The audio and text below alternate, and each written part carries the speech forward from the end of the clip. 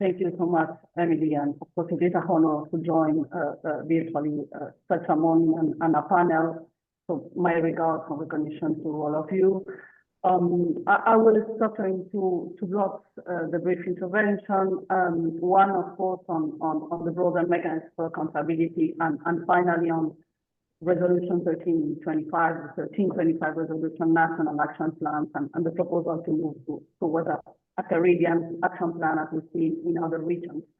On the first block, I would like to recall first, because of the previous mention, that in terms of EVAO regional conventions, we have in the Caribbean, in America, the Inter-American Convention on the Prevention, Punishment, and Eradication of Violence Against Women, what we call the Belém do Pará Convention that had its 30th anniversary last year in 24.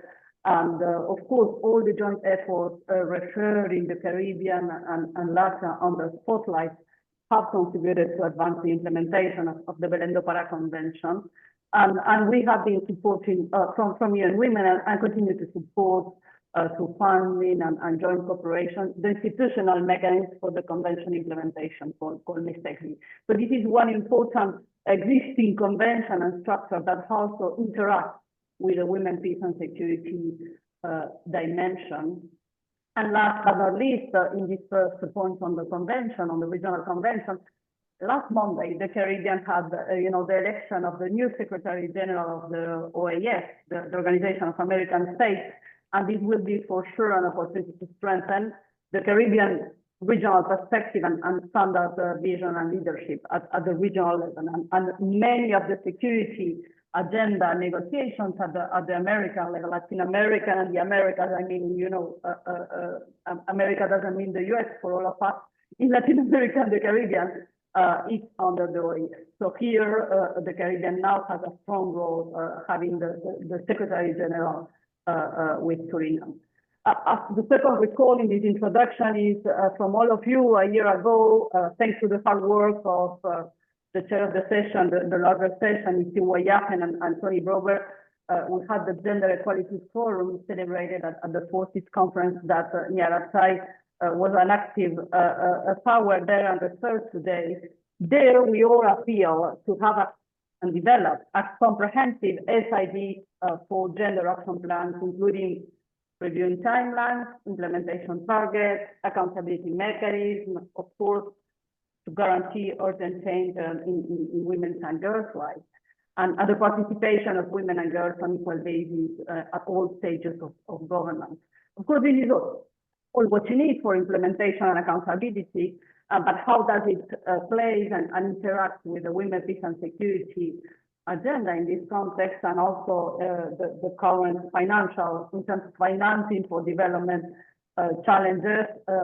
This is much more complex. The war is more complex than 1 year ago, and the Caribbean has a particular situation in facing the protracted crisis and the nexus, because we have, as we hear, the impact of the environmental and climate change and natural disasters, increasing the levels of human mobility and the risk that this implies for women and girls, and in terms of trafficking and the threat of organized crime. That is a problem across all Latin America, not only at the Caribbean, but particularly affecting the Caribbean, together with the debt and ODA systemic problems that have increased access to funding challenges for the Caribbean. It's clearly the rules for debt and ODA, as they are, that discriminate the Caribbean particular situation, even the geographical definition. So the nexus in this region combines very differently climate change, natural disasters, mobility, and SSD. What are the mechanisms for implementation and accountability? Of course, on one hand, further enhanced participation in global mechanisms, such as the focal point network of women, peace, and security that is here at the panel. As UN Women host the secretary of the network, we would like to encourage Caribbean countries to join Trinidad and Tobago, as referred by Joanna and Solade, is an active country in the network. And we would certainly benefit to have more Caribbean countries and the CARICOM taking advantage of this important space. The tools we have are the national action plans, the 1325 resolution.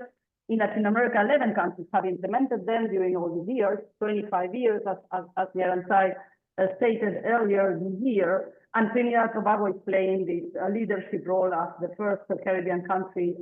And of course, our congratulations to all of you that worked on that and the government.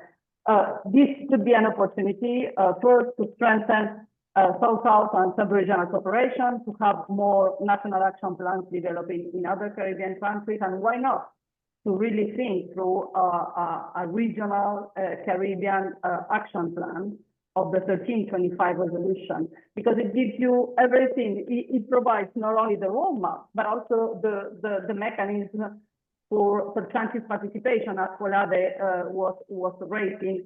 And this is the experience in all the Latin American countries, how the pretext of developing the national action plans really has broadened participatory processes, not only for women's organizations that do advocacy, but also for grassroots women, for local mediation, community-based organizations that not only influence in the development of the plan, but also contributed to sustaining peace during the whole participatory process of the national plan design. So I would stop here, maybe just raising that it's important to ensure that all the Caribbean strong vision under the CIS conference last year should be really bring to the Financing for Development conference, because the debt regime, the trade regime, all the aggregation that shouldn't be done to Caribbean countries because of income and GDP and population ratio is completely unfair for the Caribbean. And of course, the international community recognizes its particularities, but then when we go to the existing regime, this discrimination against small countries and islands continue to operate.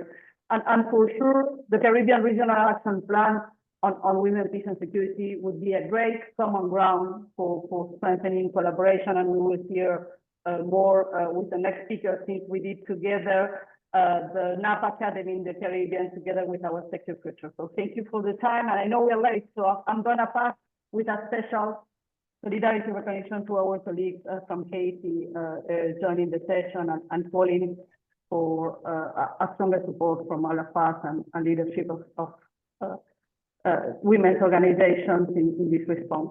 Thank you.